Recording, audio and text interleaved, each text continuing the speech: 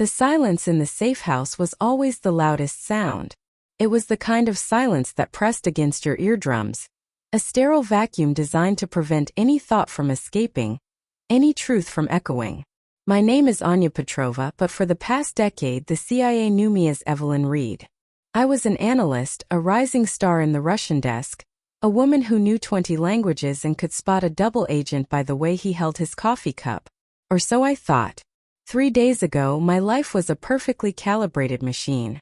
A loving husband, Michael, an architect who saw beauty in concrete and glass. A comfortable apartment in Georgetown. Promising career. I had built this facade meticulously, brick by brick, lie by lie. It was a masterpiece of deception, designed to hide the cracked foundation of who I truly was. But the machine had a glitch. And glitches always lead to system failure. It started with a defector. Oleg Vasilyevich Orlov, a former KGB operative, walked into the CIA's European headquarters in Langley, carrying a briefcase full of secrets and a story that tasted like old ice. He claimed that on an unspecified date, a highly trained Russian deep-cover agent, codenamed Snow Queen, would assassinate the President of the United States. I was in the interrogation room, observing through the one-way mirror. Orlov was a ghost from a past I had tried to bury under layers of American normalcy. His eyes, even through the glare of the interrogation lights, held a glint of recognition, a silent, terrifying acknowledgement that felt like a hand reaching out from a grave. He began to describe the Snow Queen. Every detail was a punch to my gut. She has a scar above her left eyebrow from a training exercise in the Urals. She speaks 5 languages fluently, but her English has an almost imperceptible lilt on certain vowels. She married an American citizen and architect, a man named Michael. Her cover identity is Evelyn Reed. The words hit me like a physical blow. The room spun. The sterile silence of the observation room suddenly felt like a glass coffin. I could hear my own heartbeat, a frantic drum against my ribs. Ted Winter, my immediate superior and the closest thing I had to a friend in the agency, was sitting next to me. He put a hand on my shoulder. "Evelyn? Are you all right?" I nodded, my throat suddenly dry, my carefully constructed world shattering into 1,000 pieces around me. Just a little lightheaded. I knew then that my 20 years of training, my flawless cover, my entire meticulously crafted existence, was about to unravel. Orlov didn't just know who I was. He was designed to expose me. I made a mistake. A split-second decision that would cost me everything. I didn't immediately confess. I didn't immediately run. I tried to think like an analyst, not a target. I tried to find the flaw in Orlov's story, the angle that would discredit him before he could destroy me. But the system moves faster than a single mind. Winter immediately escalated Orlov's testimony. Within an hour, the director of counterintelligence, a man named Peabody, was personally overseeing my containment. I was brought to a secure holding facility, a sterile white room with no windows and cameras in every corner. It wasn't an interrogation room, it was a glass cage. "Evelyn," Peabody's voice was calm, almost paternal. "We need you to help us understand. Are you Anya Petrova?" I looked at him, my mind racing.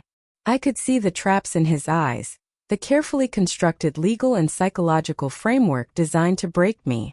I had been trained for this moment since I was 7 years old. In a remote facility in Siberia where fear was a tool and loyalty was an illusion. "My name is Evelyn Reed," I said, my voice steady, betraying none of the chaos raging inside me. "I am a loyal agent of the Central Intelligence Agency." Peabody smiled. It wasn't a kind smile. "The problem, Evelyn, is that the Snow Queen is programmed to believe exactly that. Her handlers implanted a deep-cover persona so flawlessly that even she believes her own lies. Your husband, your job, your entire life. It's all part of the legend." He played a recording. It was my voice. But it wasn't my words. It was a cold, monotone confession, detailing my mission to infiltrate the CIA, my orders to assassinate the president, and my true allegiance to the motherland. It was a recording I had made during my training under duress 20 years ago. A fail-safe, a control mechanism designed to be used against me if I ever deviated from the plan. My own voice betraying me. I felt a primal scream rising in my throat, but I swallowed it. I couldn't afford to break. Not yet. I was a weapon, and weapons don't feel. They execute. I looked at the steel door. I could see the faint outline of the hinges, the pressure points, the vulnerabilities. I had been taught to escape from facilities far more secure than this. But escaping meant confirming their suspicions. It meant condemning myself. But not escaping meant certain death, or worse, becoming a pawn in a game I no longer understood. My mind went back to a memory. A training exercise in the frozen wastes of the Urals. My instructor, a man named Grigory, had pushed me into a crevasse. "Survival, Anya!" he had yelled down at me, his voice echoing in the ice. "Always survival. Even if you have to burn your own history to do it." I looked at Peabody, then at Winter, who was now staring at me with a mixture of pity and fear. They saw a traitor. I saw a ghost. And ghosts don't have time for explanations. They just vanish. I moved. Not with force but with precision. A split-second feint. A disarming gesture that looked like a plea for help. Peabody leaned in, and I used his own momentum against him, slamming his head against the reinforced glass. The alarm blared. Guards rushed in. I was a whirlwind of controlled violence. Every move was a muscle memory. A dance of death I had perfected over decades. I disarmed the first guard with a fluid motion, using his own weapon to disable the second. I grabbed a pen from Peabody's jacket, a simple ballpoint, and used it to puncture the carotid artery of a third. The blood bloomed on the sterile white walls like a grotesque flower. I didn't run. I executed. I knew that every step I took, every life I ended, would only confirm their belief that I was the Snow Queen. But I had no choice. The system had already chosen my role. I burst through the steel door, leaving a trail of chaos and blood. I was out of the holding facility, but I wasn't free. I was merely running into a larger cage. My first target, my own apartment. Michael.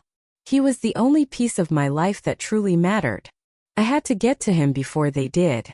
The air in the DC streets tasted like exhaust and impending rain. But to me it was the smell of a hunting ground. I wasn't running, I was ghosting. In the academy, the one they called Ivanova 7, they taught us that a city is not a collection of buildings but a system of veins. If you know how the blood flows, you can move unseen through the heart of the beast. I dished my CIA-issued blazer in a trash can behind a bistro on K Street. Underneath, I wore a simple black compression shirt. I pulled a baseball cap from a tourist's unattended bag and changed my gait. Most people recognize others by their silhouette and their stride. I dropped my left shoulder by 2 inches and added a slight dragging limp to my right foot. To the facial recognition cameras perched on every lamppost, Evelyn Reed had vanished. In her place was a nameless, tired commuter. But inside my head, the silence of the Urals was screaming. Flashback. Siberia. 1994. The temperature was minus 30 degrees Celsius. I was 12 years old. Grigory had left me in the middle of a frozen lake with nothing but a shard of flint and a strip of raw leather. "The cold is not your enemy, Anya," he had whispered, his breath a white plume in the twilight. "The cold is your skin. It hides your heat. It makes you invisible. Become the ice and nothing can break you." I sat on the floor of a crowded metro car, my back against the vibrating metal door. I closed my eyes for 3 seconds, exactly 3, the maximum allowed for a tactical reset. I needed to reach Michael. I knew the agency's protocol. They wouldn't just go to our apartment. They would black out the entire block. They would be using Stingray devices to intercept every cellular signal within a half-mile radius. If I used my phone, I was dead. If I went through the front door, I was dead. I exited at Foggy Bottom, 3 stops early. I moved through the service alleys, my eyes scanning for the geometry of the trap. I saw them. 2 black SUVs with tinted windows, idling near the fire hydrant. Low-profile tires, reinforced bumpers. Tactical teams. They were already there. I felt a cold shiver that had nothing to do with the wind. Michael was inside. Did he know? Was he a part of the legend, or was he the only real thing I had left? I reached the back of our building. I didn't use the fire escape, that's the first place they look. Instead, I went to the laundry room of the adjacent building. I climbed the internal service shaft, my fingers finding purchase on the grime-slicked pipes. Every muscle in my forearms burned, a dull rhythmic ache that reminded me of the climbing walls in the academy. The lesson: your body is a tool, but your mind is the architect. If the door is locked, build a window. I reached the roof and jumped the 4-foot gap to my own building. I entered through the skylight, landing silently on the plush carpet of the penthouse hallway. I moved toward apartment 4B. My home. My cage. I used a translucent strip of plastic to check the door frame for telltales, microscopic threads or hairs the agency leaves to see if a door has been opened. It was clean. Too clean. I slipped inside. The apartment smelled of Michael's expensive roasted coffee and the lilies I had bought yesterday. It felt like a museum of a life that no longer existed. Michael, I whispered, my voice barely a vibration in the air. I moved through the kitchen, my hand hovering over a paring knife on the counter. I didn't take it. A knife is a commitment to blood. I needed information. I found him in the bedroom. He was sitting on the edge of the bed, his head in his hands. The room was dark, the only light coming from the street lamps outside. He didn't look up when I entered. Evelyn, he asked, his voice hollow. The men in suits. They were just here. They said things. Impossible things. I stayed in the shadows. What did they say, Michael? They said you were born in a place that doesn't exist. They said our marriage was a mission assignment. They showed me a photo of a little girl in a Russian uniform. She had your eyes, Evelyn. Exactly your eyes. He finally looked at me, and his expression broke my heart. It wasn't anger. It was the look of a man who had realized he had been sleeping next to a stranger for 7 years. Is it true? He asked. Before I could answer, a red laser dot danced across his chest. Get down. I tackled him off the bed just as the window shattered. The high-pitched thwip of a suppressed rifle echoed through the room. The agency wasn't here to arrest me anymore. They were here to liquidate the asset. And Michael was now collateral damage. They're going to kill us both. I hissed, dragging him toward the walk-in closet. Michael, listen to me. I need you to remember the cabin in West Virginia. The one with the red door. Go there. Don't use the highway. Use the old logging roads. Who are you? He choked out, his eyes wide with terror. I looked at him, and for a fleeting second, Anya Petrova looked through the eyes of Evelyn Reed. I'm the woman who's going to make sure you live to ask me that question again. I pushed him through the hidden service panel in the back of the closet, a feature I had installed 3 years ago without his knowledge. As he vanished into the dark safety of the building's internal structure, I turned back to the shattered window. 3 shadows were rappelling down from the roof.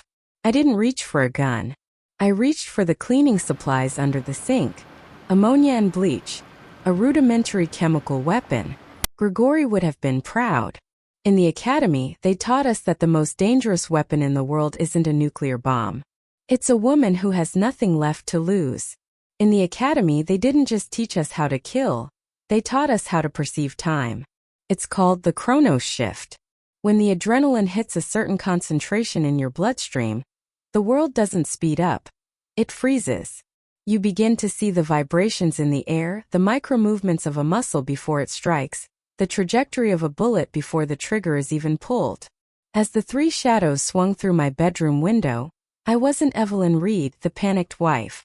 I was a biological computer calculating the fastest path to neutralization. The first operative hit the floor, his boots crunching on the broken glass. He was wearing a gray tactical kit, not CIA but a private liquidator team. Discardable. Professional. He raised a suppressed submachine gun, but he was too slow.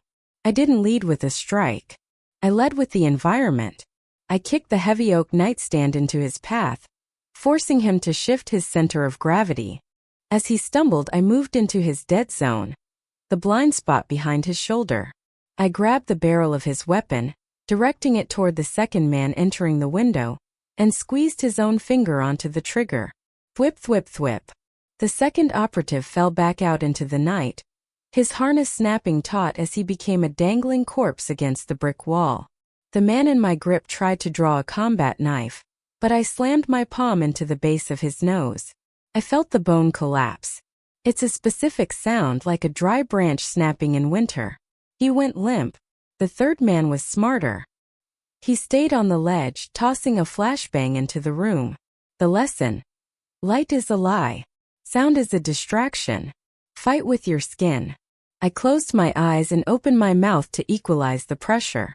The white light washed over the room, but I was already moving by memory. I reached under the bed and pulled out the emergency kit I'd taped there 5 years ago. Not a gun, but a pressurized canister of industrial-grade caustic soda mixed with a thickening agent. As the third operative stepped into the room, his night vision goggles useless in the smoke, I sprayed. He didn't scream. These men were trained to suffer in silence, but I heard the hiss of the chemical eating through his tactical mask. I finished him with a single precise strike to the temple using the base of the canister. The apartment was quiet again, save for the rhythmic thumping of the dead man outside hitting the window pane in the wind. I didn't wait. I moved to the kitchen. I needed to leave a message. I took a bottle of Michael's expensive bourbon and poured it over the files on my desk, The Fake Life of Evelyn Reed. I lit a match and watched the paper curl and blacken. "Goodbye, Evelyn," I whispered. I exited through the service elevator, descending into the bowels of the building. I didn't go to the street. I went to the subway tunnels. In D.C., the underground is a labyrinth of forgotten Cold War architecture. I knew a path that led from the basement of my building directly into a disused utility tunnel built in the 1950s. Flashback. Ivanova 7, 1999. Grigory sat across from me in a room that smelled of old paper and tobacco. He was holding a file with my name on it. "Anya," he said, his voice a low rasp. "One day the Americans will find you. Not because you made a mistake, but because we will tell them where you are. Every weapon has a shelf life. When yours expires, you will be hunted by the very people you think are your friends. In that moment, do not go to the embassy. Go to the Echo." "What is the Echo, Grigory?" I asked. "The Echo is the man who never left. The one who survived the collapse of the Union by becoming part of the American soil. He is your only exit." I walked through the dark tunnel, my flashlight cutting a narrow path through the damp air. After 2 miles, I reached a heavy iron door marked with a faded fallout shelter sign. I knocked a specific rhythm. 3 fast, 2 slow, 1 long. The door creaked open. The air inside smelled of ozone and ancient electronics. Standing there was a man who looked like any other retired government clerk. Balding, wearing a beige cardigan, a pair of thick glasses perched on his nose. This was Yuri, known in the files as the Clockmaker. He had been in D.C. since 1978. He had outlasted 5 presidents and 3 directors of the CIA. "Anya," he said, his voice surprisingly warm. "You're early. I expected you after the president's funeral, not before." I froze. "What funeral, Yuri?" "The defector said the assassination hasn't happened yet." Yuri smiled, a sad, weary expression. "Orlov wasn't a defector, child. He was the starter pistol. The agency is so busy hunting you, their Snow Queen, that they've left the back door wide open. The assassination isn't your mission. Your mission is to be the distraction while the real agent completes the task." I felt the floor drop away beneath me. I wasn't the assassin. I was the smokescreen. "Who is it, Yuri? Who is the real Snow Queen?" Yuri walked over to a bank of old monitors, flickering with grainy black and white feeds from around the city. He pointed to a screen showing the vice president's motorcade arriving at a secure location. "Look closely, Anya. Look at the lead Secret Service agent. The one they call the Shadowda." I leaned in. The woman on the screen was tall, blonde, and moved with a grace that was hauntingly familiar. She had a small scar above her left eyebrow. She spoke 5 languages. And she was currently the only person standing between a bullet and the second most powerful man in the world. She wasn't my double. She was my mirror. She was the version of me that hadn't let a man like Michael soften her heart. They used your legend to create her, Yuri whispered. And now they will use your death to cover her tracks.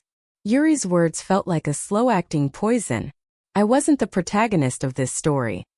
I was the decoy, the expendable shell designed to burn so that the real fire could stay hidden. But Yuri forgot one thing. A distraction that knows its role is the most dangerous variable in the equation. I need a kit, Yuri, I said, my voice dropping into that cold, rhythmic tone of the academy. Non-traceable.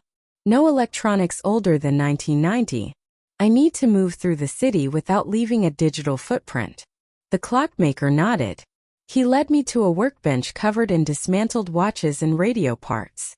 He handed me a ghost bag, a Faraday-shielded pouch for any devices I might pick up, a set of high-quality silicone facial prosthetics, subtle changes to the jawline and bridge of the nose, and a collection of transit passes for senior citizens.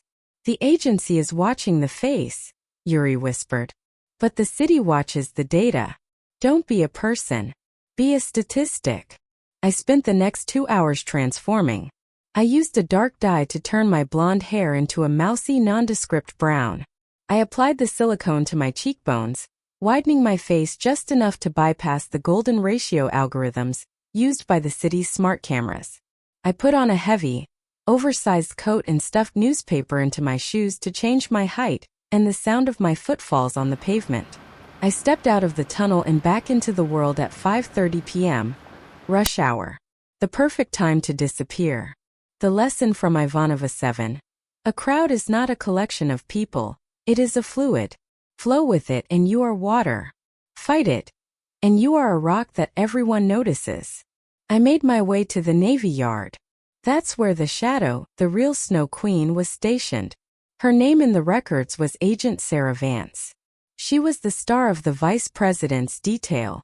I set up my perch in a derelict parking garage overlooking the VP's temporary headquarters. I didn't use binoculars. The glint of the lens is a death sentence. I used a pinhole camera connected to a small hand-cranked monitor. I watched her for 4 hours. Sarah Vance was a masterpiece. I watched her scan the perimeter. Her eyes didn't just move. They indexed. She looked at the rooftops, the sewer grates, the parked cars. She was doing exactly what I would do. It was like watching a recording of myself from a life I'd forgotten. But then I saw it. The tell.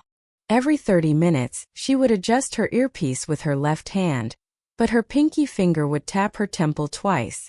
It wasn't a nervous tick. It was a signal. She was communicating with someone outside the Secret Service frequency. I needed to hear that signal.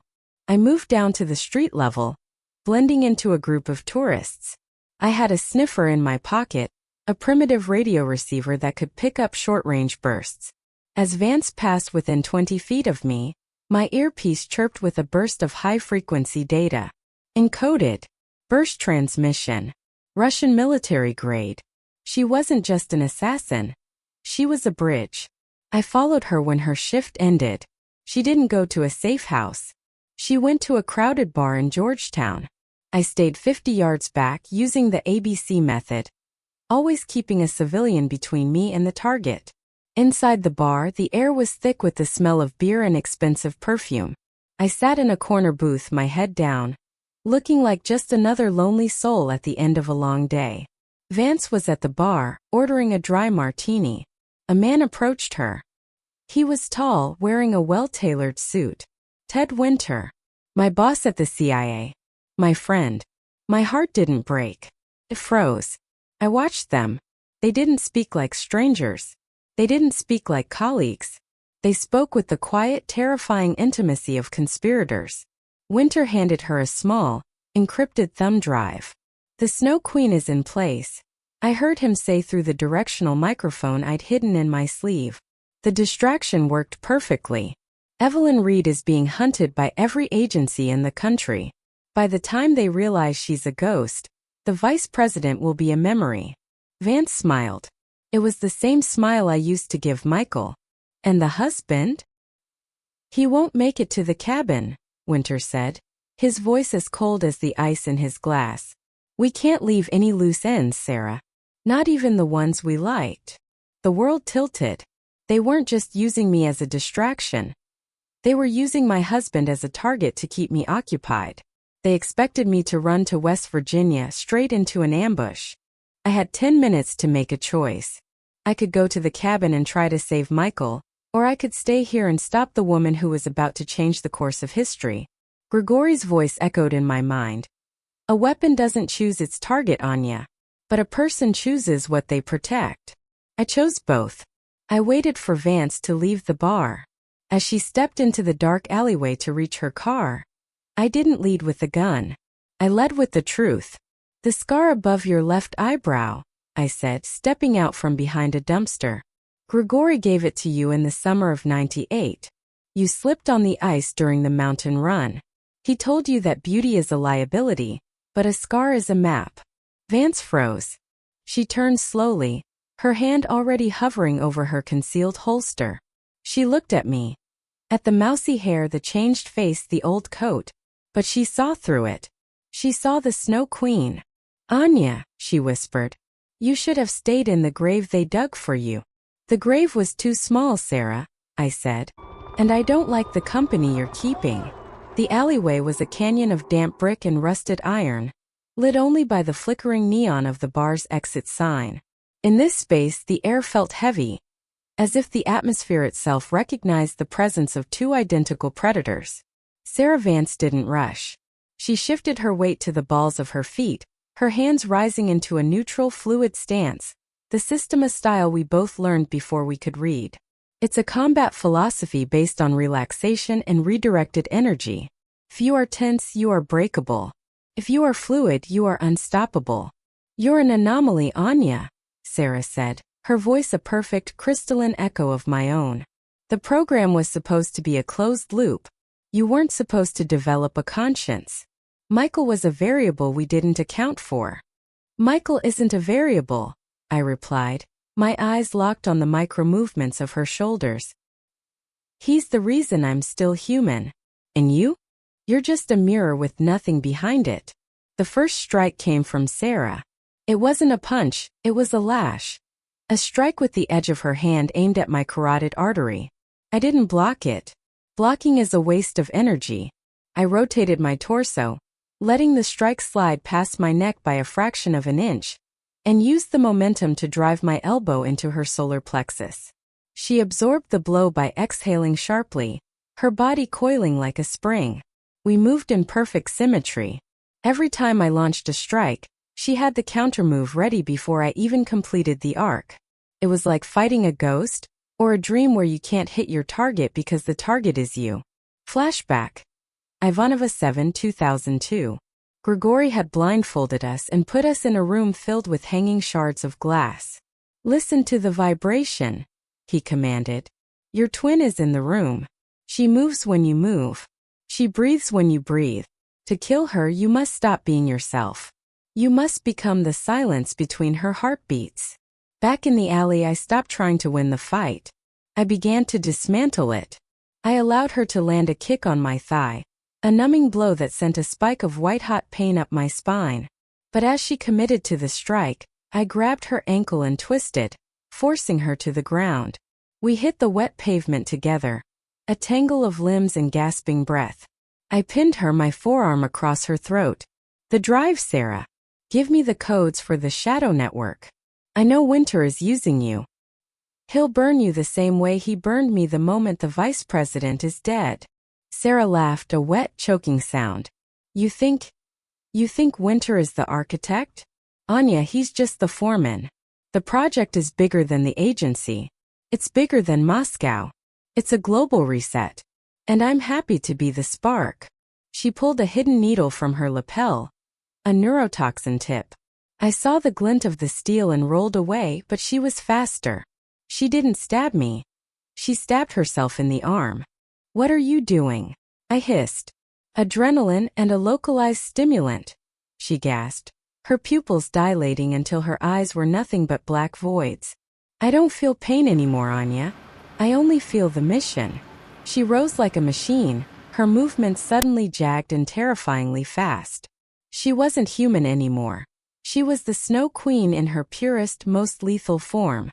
She launched a barrage of strikes that I could barely see, let alone counter. I was being driven back, my back hitting the cold brick wall. I reached into my pocket and found the only thing I had left. The pen I'd taken from Peabody. Not a weapon of war but a tool of the bureaucracy. As she lunged for my throat, I didn't aim for her heart. I aimed for the one thing she couldn't ignore. I jammed the pen into the electrical transformer box mounted on the wall behind me. The alley exploded in a shower of blue sparks. The surge of electricity jumped from the metal casing through the pen and into my hand, but I held on. The current arced through the damp air, hitting Sarah as she touched the wet brick. She collapsed, her body convulsing as the high-voltage shock overrode her nervous system. I fell too, my hand scorched, my vision swimming in static. I dragged myself over to her. She was alive, but her stimulant had been neutralized by the shock. I reached into her tactical vest and pulled out the thumb drive Winter had given her. "I'm taking your life back, Sarah," I whispered, looking at her unconscious face. "And I'm going to use it to burn them all down." I heard the screech of tires at the end of the alley. Winter's cleanup team. They were early. I didn't have time to finish her. I had to go. I climbed the fire escape, my scorched hand screaming in protest, and vanished into the shadows of the rooftops just as the black SUVs swerved into the alley. I looked down from the ledge. I saw Ted Winter step out of the lead vehicle. He looked at Sarah, then he looked up at the rooftops. For a brief second our eyes met. He didn't look angry. He looked impressed. "Hunt her down," I heard him say into his radio. "And this time bring me her head. I want to see the Snow Queen melt." I turned away and started running. I had the drive. I had the truth. Now, I had to reach the cabin in West Virginia before the loose ends were tied forever. West Virginia is where the map begins to lie. The mountains there don't just hide people. They swallow them. But to reach the Red Door cabin, I had to cross 3 state lines under the gaze of the most sophisticated surveillance apparatus ever built. In the academy, Grigori taught us the rule of 3. To disappear, you must change your vehicle 3 times, your appearance 3 times, and your direction of travel 3 times. If you do this within a 12-hour window, you create a signal noise that no algorithm can filter. I stole the first car, a nondescript 2018 silver sedan, from a long-term parking lot at Dulles. I didn't hotwire it, that triggers the onboard computer. I used a signal repeater to trick the keyless entry. I drove 30 miles south, then left it in the middle of a crowded mall parking lot, with the engine running and the doors open. A bait for car thieves. While the police looked for a stolen sedan, I was already on a Greyhound bus heading west, disguised as a middle-aged nurse in scrubs. The lesson: the best hiding place isn't the shadows. It's the mundane. But my mind wasn't on the road. It was on the thumb drive burning a hole in my pocket. I had accessed it using a burner laptop I bought with cash. It wasn't just a mission brief. It was a social graph. Winter and his group weren't just planning an assassination. They were planning a reclamation. The vice president was just the first domino. The drive contained a list of names, judges, generals, CEOs, all of whom were sleepers like me. Some knew it, others like me had been programmed so deeply they didn't even remember their true names. I was looking at the blueprint of a shadow government. Flashback. Ivanova 7, 2005. "Anya," Grigori had said, pointing to a spiderweb of lines on a chalkboard. "Power is like water. It always flows to the lowest point. If you want to control the world, you don't need to be the king. You need to be the pipe. Control the flow of information, and the king will do exactly what you want," thinking it was his own idea. I realized then that Michael, my husband, wasn't just collateral damage. He was a linchpin. As an architect for government-contracted bunkers, he had seen the physical blueprints of the very safety zones the elite would flee to after the assassination. He had information he didn't even know was valuable. I reached the outskirts of the Appalachian forest at 3 a.m. The air was thin and smelled of damp pine and wood smoke. I abandoned my second vehicle, a hijacked delivery truck, and began the 4-mile hike to the cabin. This was the dead zone. No cell towers. No GPS. Just me in the forest. I moved with silent step technique, rolling my weight from heel to toe to avoid snapping twigs. I wasn't just walking. I was scanning for tripwires.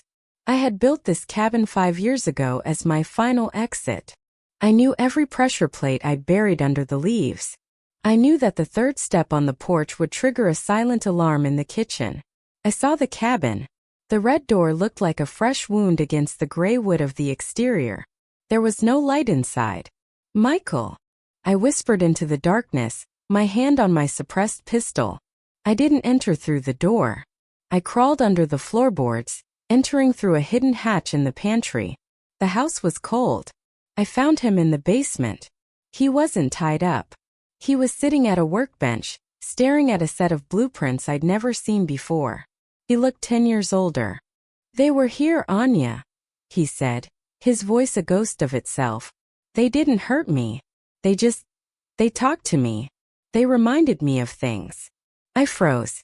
"What things, Michael?" "The bridge in Berlin. 2012. You weren't on vacation, were you? You were meeting a courier. And I was the one who drew the structural plans for the exchange point." He looked at me, and his eyes were full of a terrifying clarity. "I wasn't your husband, Anya. I was your technical asset. You programmed me just like they programmed you." The floorboards above us groaned. "He's right, Anya," a voice drifted down from the kitchen. "Ted Winter. You two were the perfect team. The architect and the eraser. A match made in Moscow, refined in Langley." I realized then the depth of the trap. The cabin wasn't my sanctuary. It was the integration point. They didn't want to kill me yet. They wanted me to activate. They needed the Snow Queen and her architect to finish the job. "The vice president is entering the bunker at 6 o'clock, Winter said, his footsteps heavy on the stairs. "The bunker Michael designed. The one with the ventilation flaw only he knows about. And you, Anya. You're going to be the one to deliver the toxin. And if I refuse?" I asked, my finger tightening on the trigger. "Then Michael dies. And the Sarah Vance version of you, the one who doesn't have a heart, will do it anyway. At least this way you get to be together in the end." I looked at Michael. He looked at the blueprints. Then he looked at me and gave a tiny, almost imperceptible nod. In that moment, the Evelyn Reed part of me died. But the Anya Petrova part found a third option. "Okay, Ted," I shouted up the stairs. "Let's go to work. But I want a clean suit. I don't like getting my hands dirty." The bunker, designated Raven's Nest, was buried 300 feet beneath the Blue Ridge Mountains. It was a masterpiece of Cold War paranoia and modern engineering. A concrete lung designed to breathe while the rest of the world choked. As we approached in Winter's armored convoy, Michael sat next to me, his hand trembling slightly. I reached out and squeezed it. To the cameras, it looked like a terrified wife seeking comfort. In reality, I was tapping a code into his palm. "Wait for the spark." Winter led us through the primary decontamination arch. The air here was recycled every 90 seconds, filtered through a series of HEPA and charcoal layers. "The vice president is in the inner sanctum," Winter whispered, his eyes glowing with the fever of a man who sees the crown within reach. "The ventilation flaw, Michael. Tell them now." Michael stood before a digital schematic of the bunker. His voice was steady, the professional architect overriding the broken husband. "The intake manifold in Sector 4 has a resonance frequency issue. If you pulse the fans at a specific hertz, the vibration creates a microscopic hairline fracture in the secondary seal. That's where you introduce the agent." Winter signaled to a technician. "Do it." I was handed the delivery system. A silver canister filled with the Novichok variant Sarah Vance was supposed to use. My task was simple. Enter the maintenance crawl space, attach the canister, and walk away while the most powerful men in the country turned into blue-lipped corpses. But Winter forgot the first rule of the academy. The weapon always knows its maker. As I crawled into the narrow steel-lined duct, I wasn't thinking about the vice president. I was thinking about the echo Yuri had told me about. I had the thumb drive Sarah Vance tried to protect plugged into the bunker's local maintenance port. The logic. You don't just kill the leaders. You destroy the infrastructure of the conspiracy. I didn't attach the canister to the ventilation. I attached it to the fire suppression system. Inside the inner sanctum, the vice president sat with his advisors, oblivious to the fact that the Secret Service guarding the door were Winter's hand-picked wolves. I saw Sarah Vance among them. She was awake, her face bruised, her eyes burning with a hatred that mirrored my own. I reached the central hub. I bypassed the safety interlocks. Now, Michael, I whispered into my comms. In the control room, Michael didn't pulse the fans. He triggered the seismic testing protocol. The entire bunker began to shudder as the massive hydraulic stabilizers attempted to simulate an earthquake. It was a feature he had designed to test the bunker's integrity, but in this frequency, it acted as a sonic hammer. Glass shattered. Screams echoed through the vents. Winter realized too late. "Reed, what are you doing?" "My name," I broadcasted over the entire facility's PA system, "is Anya Petrova, and I'm initiating the redemption protocol." I didn't release the toxin. I released the halon gas, the fire suppressant. It doesn't poison you. It simply displaces the oxygen. In the inner sanctum, the conspirators began to gasp, their lungs finding nothing but inert gas. They weren't dying. They were being neutralized, preserved for the authorities I had alerted 10 minutes ago using a high-altitude emergency beacon. I dropped from the vent into the inner sanctum. Sarah Vance was waiting. She lunged at me, her movements fueled by desperation. "We were sisters, Sarah," I yelled, parrying her strike with the empty canister. "We were tools, Anya," she screamed back. "And a tool that doesn't work is garbage." We fought in the thinning air, our breaths coming in ragged gasps. But Sarah was fighting for a master who had already lost. I was fighting for the man in the control room. I used her own momentum to slam her against the reinforced glass of the VP's table. As she slumped, I didn't kill her. I zip-tied her wrists. "The police are 6 minutes out," I whispered in her ear. "Tell them everything. It's the only way to be more than a mirror." I raced back to the control room. Winter was gone. The door was hanging off its hinges. I found Michael on the floor. He wasn't dead, but he was bleeding from a wound in his side. Winter stood over him, a pistol aimed at Michael's head. "You ruined it, Anya," Winter said, his face a mask of pure, cold rage. "The world needed this reset. It's messy, it's loud, it's chaotic. We were going to bring order. Order built on graves isn't peace, Ted," I said, my gun leveled at his heart. "It's just a bigger cemetery."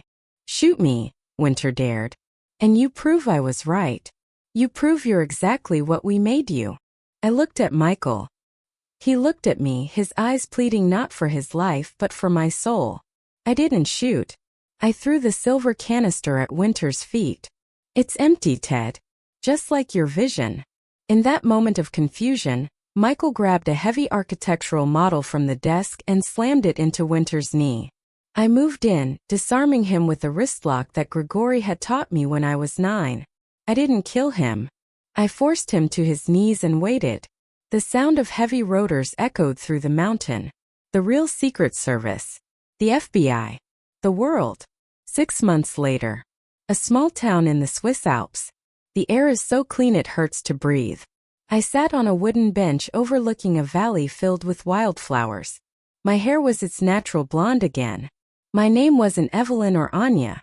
Here, I was just a woman who liked to paint and occasionally helped the local clinic with their translations. Michael walked up the path, carrying a bag of groceries. He walked with a slight limp, a permanent reminder of the raven's nest, but he smiled when he saw me. A real smile. One that didn't have to hide behind a legend. "The news came through," he said, sitting next to me. "Winter's trial is over. Life without parole. Sarah Vance is cooperating. They've dismantled the entire sleeper network." I looked at my hands. They were steady. "Is it over, Michael?" "Truly. It's as over as it can be," he said, taking my hand. "We're ghosts now, Anya. The best kind of ghosts. The ones who get to live. I looked up at the peaks of the mountains. They were covered in eternal snow, white, pure and silent. For 20 years I had been the Snow Queen, a weapon forged in ice.